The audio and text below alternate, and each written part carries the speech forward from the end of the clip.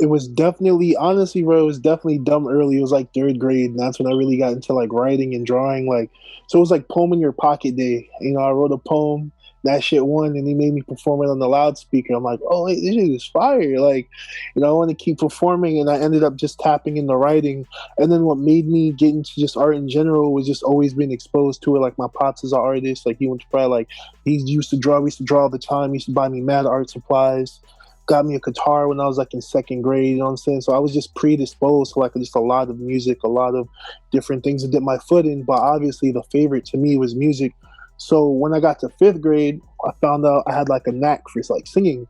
And the only reason I found that out is because I had to do a report on Ray Charles. I'm like, fuck that. I'm not writing a report on this man. I'm gonna watch the Ray Charles mini documentary with Jamie Foxx and I'm gonna sing the song. You feel me? But I had vocals, and I was like, "Oh shit!" Ended up I joined chorus, then became a theater kid, and then it just kind of snowballed from there throughout my whole entire life. But there was always music that played the background. Like no matter what I was doing, music was always like the first step.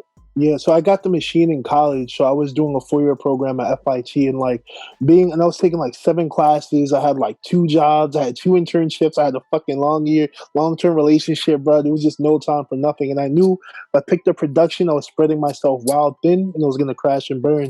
So production just always been on like the slower side. But now since we're going to the second lockdown and I'm working on the second album now, I'm like, all right, once this is done, I'm gonna really take my time and start like producing my own shit because I'm tired of spending bread on beats. You feel me?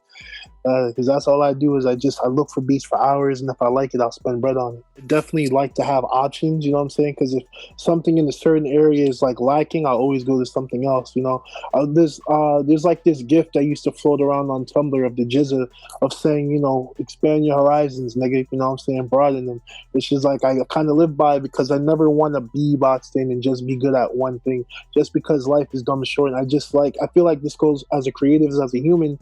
I just like to experience as much as I can. So I like to dip my feet. Like if I like it, I'm gonna try it. I'm gonna attempt it. You feel me? And it also helps. It's such like a blessing to have a skill set because as a rapper and you want to do visuals, you don't have to hire a creative director because you know what I want.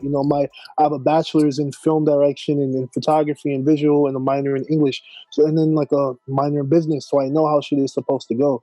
A lot of times people kind of take the artist as just an artist and they'll try to play you or they'll try to fuck you. Like, you can't fuck me on visuals. I know how much it's supposed to cost. I know the type of work that goes in this because I did this. I've been doing this for like 5-6 years, so I know the type of bag, time, and commitment goes in the visuals. So my director, Adam, he's like self-taught. He's a genius, man. Like he does all my visuals. I go to nobody else. And so having a director that understands me, we understand each other, can speak the language, my visuals come out exactly the way I want them. I don't like something edited. I edit it myself. All my press photos, I have someone take them, edit them myself. It helps because for one, you cut out the middleman, and for two, you get exactly what you want. What your vision is. It was definitely a combination of both. So my first official music video, I dropped official because my first music video ever was all caps. I'm rest in peace, MF Doom.